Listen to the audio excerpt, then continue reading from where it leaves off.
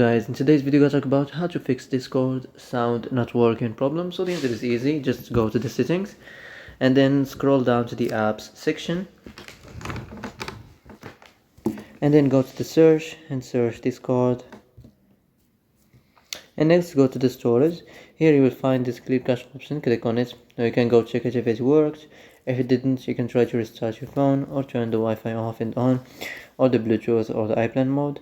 Also you can try to clear data, but be careful. If you clear data, all the Discord's data will be deleted. This includes all files, the settings, the accounts, the databases, etc. So be careful if you want to clear your data. So that's it for today's video. I hope this is the answer you've been looking for. And if you like this video, don't forget to like and subscribe, and see you in the next video.